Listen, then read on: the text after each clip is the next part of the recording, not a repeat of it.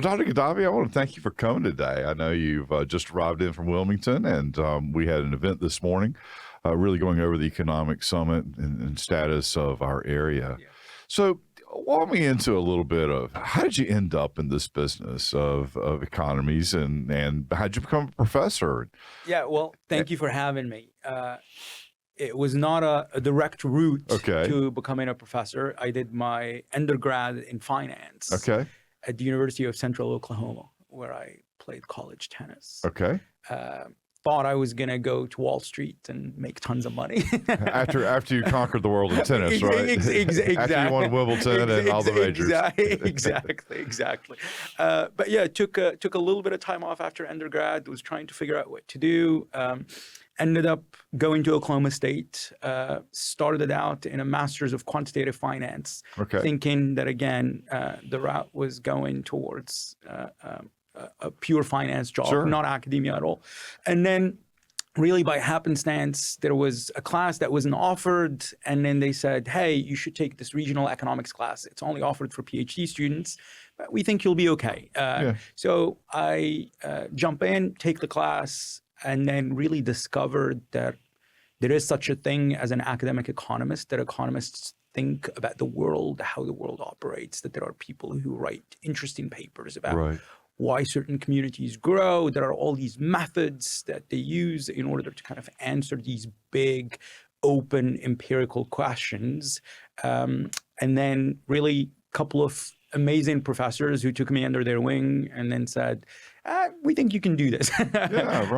Ended up falling in love with research, ended up pursuing a PhD in economics with an emphasis in regional economics. And regional economics as a field essentially is interested in why do people go to the places they go? Why do firms choose the locations that they choose? And so I always, when I introduce it to students, I say it's how space influences the decisions of businesses and households.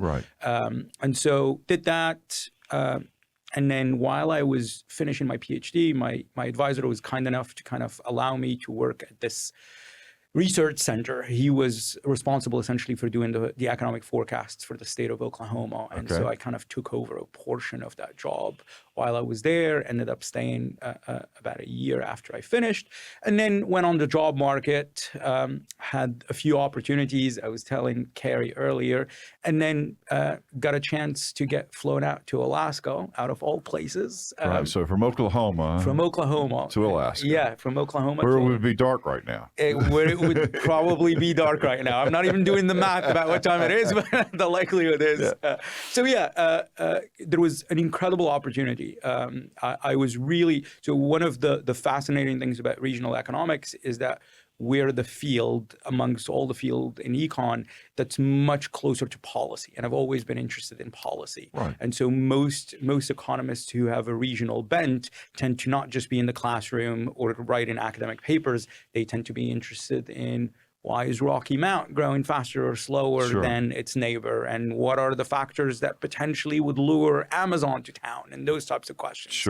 And so the job that I took was basically an academic position, but also with this affiliation with this center called the Institute of Social and Economic Research.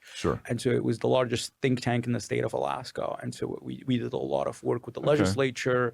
I did economic forecasts. We worked closely with the governor's office. And so did a lot of policy work in addition to academic research.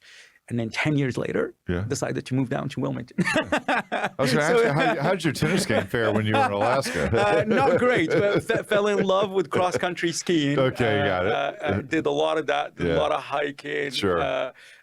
We did have indoor courts. By the time I had left, they had shrunk to, I think, only 4 or 5 indoor courts in Anchorage, where I was. But yeah. So, that's great stuff. So how did you end up in Wilmington? I guess you were recruited or saw a job. Same thing. Met my wife in Alaska. We started kind of talking at one point about whether or not we wanted to settle in Alaska, whether we should look at other places. She's like, well, it would be nice to go somewhere else, maybe somewhere sunny. Try it anyway. Yeah, exactly. And so again, we had a few opportunities to choose from. I visited, funnily enough, in February of 2020. Okay. So a month before the pandemic. Okay. And we liked it, but we weren't sure about moving immediately, kind of put everything on hold when the pandemic hit, and then restarted the conversation a year later. And by then we just said, you know what, again, similar to the job in Alaska, I'm a professor at the University of North Carolina, Wilmington, but I'm also the regional economist. Right.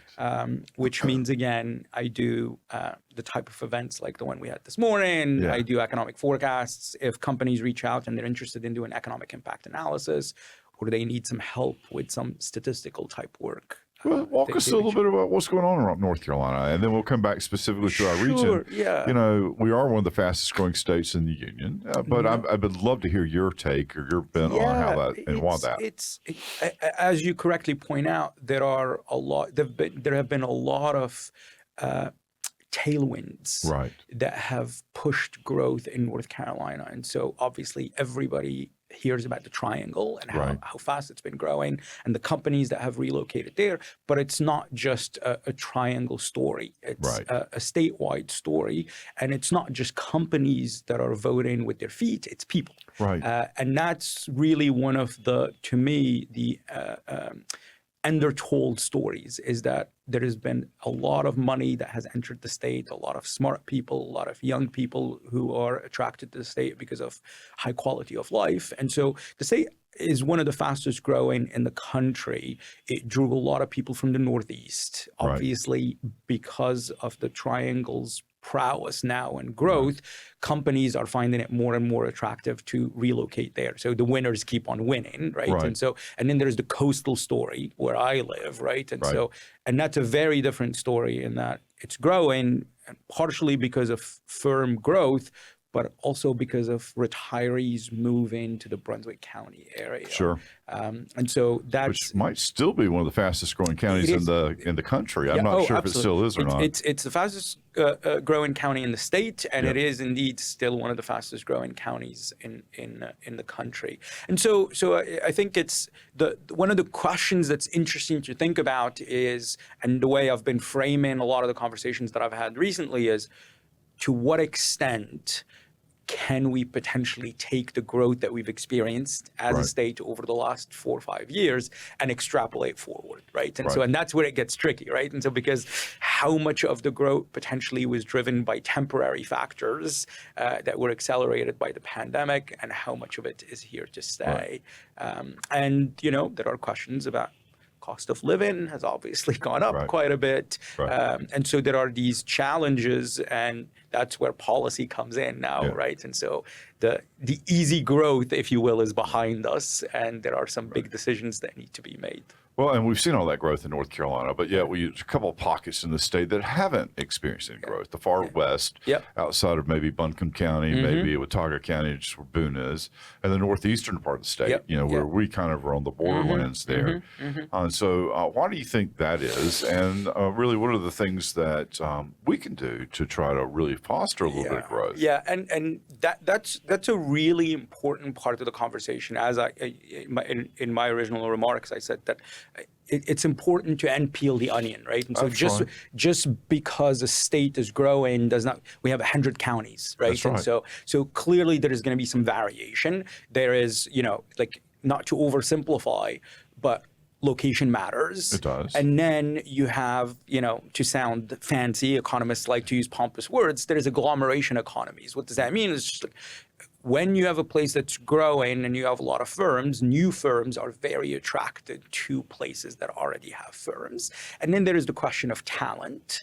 There is the age profile of places, right? And so proximity to port. So it's either weather, proximity to natural resources, proximity to other companies, or transportation hubs, right? And so now what can places that are lagging behind do? That's when, you know, you've got to, to me at least, and I'm sure you're thinking about this every day, is like, what are my assets? What are the things that I do well? What is my current economic profile? Are there low-hanging fruit in terms of industries that either have lagged behind or that we can potentially push forward? Are there companies that are potentially incentivizable to potentially move to the area. Can we look at economic development beyond companies? In other words, one of the things that has taken off, especially in rural communities across the country, is this quality of life type economic development, where we're not luring Amazon, but what we're trying to do is lure smart young people who potentially have remote jobs or are entrepreneurs in order to revive communities, right? And so there is no silver bullet, right? And so an economic decline is really challenging to reverse, but it's multi-pronged, and it's recognizing the things that where you can potentially move the needle and ignoring the ones where you can't, right? Not everybody can be Seattle, not everybody can be Raleigh. Right. And I think it's really important. And not everybody wants to be those No, 100%. But you see a lot of the time there are mistakes on the ground where when communities start to fall behind, they want to latch on to, well, Raleigh is doing X or Seattle is doing Y. But it's a combination of what are my assets, what do I have, what do my people look like demographically, from an age profile, from an education profile? What are the industries that could potentially succeed here? Or, I mean, one of the things that I love to do, because I'm an empirical economist, is are there success stories of similarly sized communities in other states? Right. Within the state that have turned it around? What have they done? And so there are a lot of exercises that one could start with to kind of just peel the onion.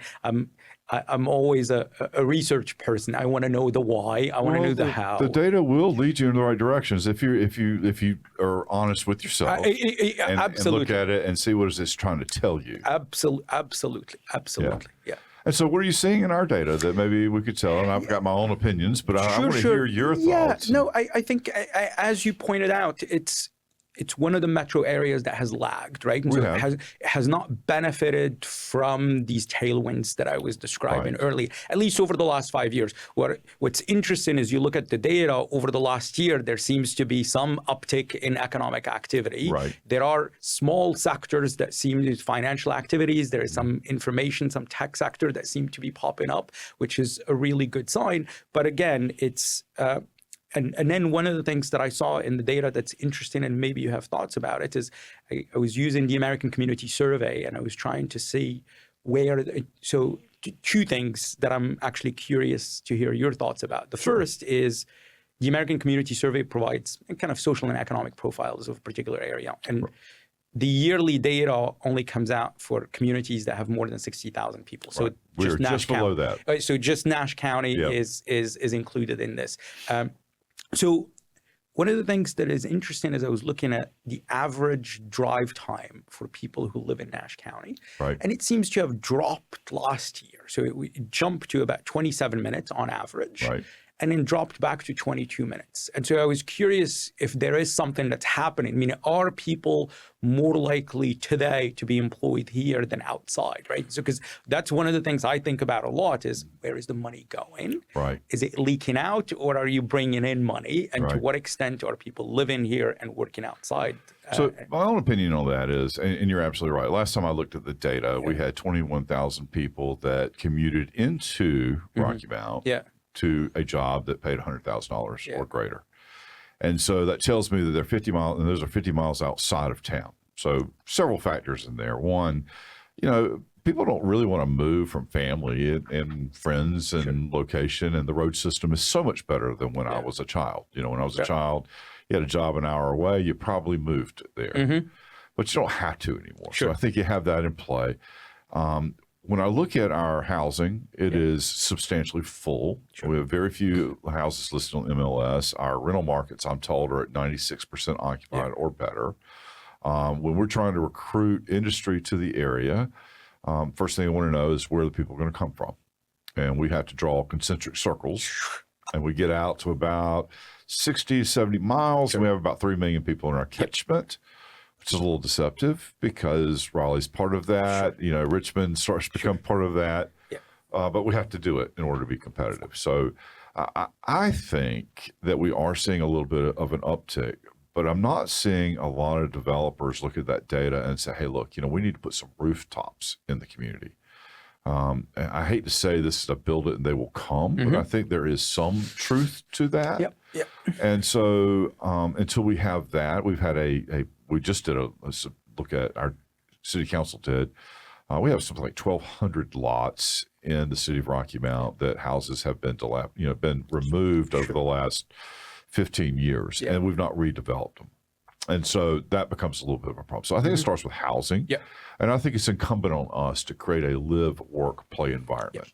Right. So I have 4 adult children, 30 years to 24 years. And 2 of them live here and 2 of them live in Raleigh, which I consider to be local. Sure. For all practical purposes. But what they need is just a different set of needs than what I'd have.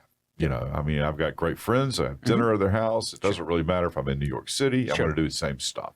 So we've got to create that live, work, play, enough of a shiny apple, I think, to bring people into the community to start to build those relationships. We've got Natron coming. I'm very excited about that. It's going to create 1,100 jobs, $1.5 billion in investment. We've got a number of other smaller investors out there that are going to follow suit. However, unless those people live here, it really doesn't do us any good to have created the 1,100 jobs. And so I think that's the question. How do we create that? We are close to Raleigh. And I think that's what you're seeing in the drive time reduction. I think Raleigh is kind of moving a little bit further east in places like Spring Hope and Nashville. And so I can commute into Raleigh back and forth a little bit faster. So I think that's what the data is probably showing. No, that's fascinating. And I agree with everything that you said. I think that minimizing the leakage just because a community, whether it's Rocky Mount or some other community, gets a big player and that player creates 6,000 jobs does not mean... The question that I like to ask, and I ask it a lot, is who benefits from economic development? Right. And as mayor, obviously, you have constituents that you care about, and so you want them to be uplifted, you want them to get a better job, you want... If there is... I always... One of the decompositions that I like to think about in my head is a job can go to one of 4 people. Okay. It can go to an unemployed person. It can go to somebody that has already dropped out of the labor force. Okay.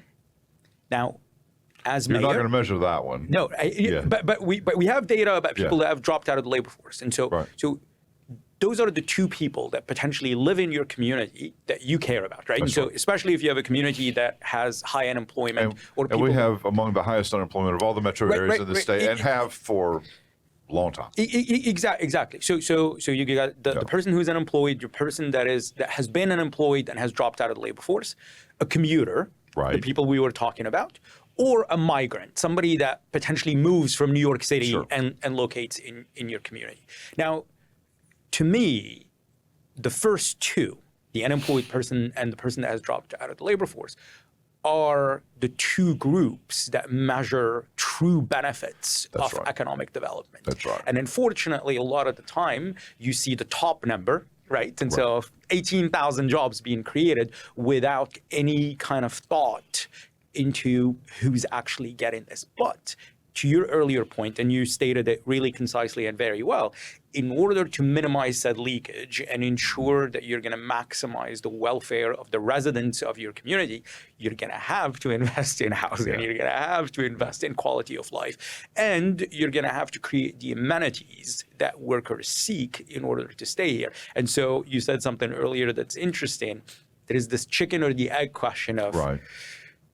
Should we wait for companies to come, or is there a way to build on spec or to kind of invest into our destiny and ensure that we're creating this environment? And I really think, coming back to your earlier question about like what do these communities that are kind of falling behind need to do, I think it's absolutely necessary because we live in this footloose environment, right? And so capital moves quickly. Capital is very mobile, and labor has become incredibly mobile as well, right? And so unless you compete along those dimensions, it's just really tricky. Right. Well, I think the other thing that we have to do in order to set that, which is not a sexy way to spend money, mind you, but we've got to build more infrastructure, right? We've got to build out our water and our sewer lines. We have capacity where a lot of places in Wake County do not. A lot of places in Nash County don't have the same capacity we do. And that's a big advantage. because it creates a place where folks can move and build and develop things, and you can't just drop it down the middle of a field. But I think that's the long-term planning that yields dividends, right? As you said, it's not sexy, it's not immediate, but the long-term welfare of the area is very much dependent on laying the groundwork. And again, without these things, there are hundreds of metro areas, there are hundreds of places where individuals and companies can choose from, and these things are absolutely necessary. Right. So anyway, that's good to know. Good to hear your affirmation. What other things would you see in the data that maybe we ought to be looking at? That's what I kind of fight every day. And the other thing I fight every day is we have this tendency to want to talk about what group, whether it's based on race, whether it's based on income, whether it's based on education, that we're trying to help and try to move the ball for. I don't see it quite as much that way. I think those are important questions. Sure. And I think they need to be addressed. But I just see movement as being generally positive, and the market will sort through all of those things based on whatever demographic that we're talking about. Eventually, it happens. I think that if the economy is growing, if there are well-paid jobs, I don't want to use trickle down, but when the economy is doing well, everybody benefits, right? And so you don't necessarily have to have policies that target a specific group in order for that group to potentially benefit from it, right? And so if the community does the things that we were just discussing, then you'll see the welfare of all the residents. Because even if, for example, you have an individual that's making, I'm making this up, $10 an hour, and then all of a sudden the person that's making $15 an hour now gets moved up to a job that's making $25, the $15 an hour. Just freed up. Exactly. And we see this in a lot of different places, right? And so to that end, one of the things that's interesting is the Bureau of Economic Analysis releases really interesting data that shows income, sources of income, and they do a decomposition into three categories: earnings by place of residence, so that's jobs essentially; federal transfers, that's money coming in from the government, and then you have dividends and investments essentially. And at the state level, the share of money, and I like to think about, when I think about money, I think about how much money flows in a given community. And the total of these three categories essentially gives you the overall amount of money that flows in. And I want to point out, it's not a finite amount of money. It's not like we have a pie. The pie can grow and the pie can shrink. It 100% can grow. And that's the point that I want to make is that, but it's also important to think about the sources of said money, right? And so, because, for example, if you do a decomposition, you find that roughly 65% or 65 cents out of every dollar at the state level on average comes from wages, essentially. And the rest comes from federal transfers and matching funds or whatever. Exactly, and investments. The situation in Rocky Mount is very different. The share that's coming in from earnings or wages was roughly about 50% in 2010, and it's about 45% right now. So there's been a shift, and it's part of that decline that we were talking about a little while ago, where there is now more money that's coming in from non-wage sources, right? And that's not necessarily all bad, because if you have, for example, wealthy individuals that are moving here and they have investments, then that means retailers, that means restaurants are not so dependent on how well the economy is doing locally, because those people are going to continue to spend, and their spending is more contingent on how well the stock market is doing. They have a lot more discretionary income to be able to spread around. They have more discretionary income, but the sensitivity to the spending sensitivity from them is not dependent on local economic factors. So in a way, it shelters your economy from a spending perspective from local shocks, right? And so if there is a mini recession, you're not going to see a collapse in spending because there is 60 cents out of every dollar that's actually coming in from sources that have nothing to do with local area. However, it also does say that the the portion of the pie that's coming from jobs has shrunk over time, and the efforts you were describing would potentially bolster that. And so, and I think that that's interesting. The other thing that I think is interesting, and I don't know, you mentioned housing, and I think about housing a lot. Inventory in the Rocky Mountain Metro as of September is only about 63 or 64% of where it was in 2019. Yeah. So it's been climbing. That's right. Similar to the rest of the country, but it's nowhere near pre-pandemic levels, right? And so, and that to me, like I talk about housing a lot, to me, that's the key that unlocks everything, right? And so, because if you have, reasonably affordable housing, if you have a lot of construction, and I always joke that economists don't agree on anything, with the exception of relaxing zoning, building is good. Well, and I'm with you, and I'll oversimplify it. Look, if I don't have somewhere for somebody to live, they can't move here. It's just not an option. Right. Not only that, but you may actually be losing people because they don't have it. Not only can you not attract people, but you may be losing people because they don't have a place to live. And so clearly that the housing affordability crisis, and I'm calling it a crisis because it really is, the market is frozen. Obviously, we underbuilt for 2 decades.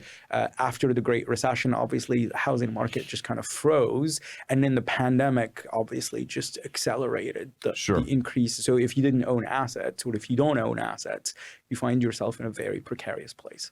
You do. So anyway, so that's our take home is how do we create that infrastructure? How do we create that live, work, play? I think it's an interesting number you pointed out, though, that we're now 45 cents of every dollar's payroll related, because we have had a small uptick in terms of median household income, which I would usually traditionally use as the metric to kind of gauge that without really drilling down into it.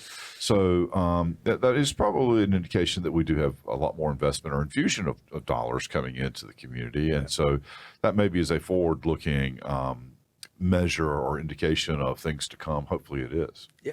So look, thank you so much for coming today. I tell you, it's been a great pleasure. I have enjoyed meeting you, having a great conversation, enjoyed your talk this morning. And look, God bless you, and I hope you have a Merry Christmas. Thank you for having me. Merry Christmas. Thank you.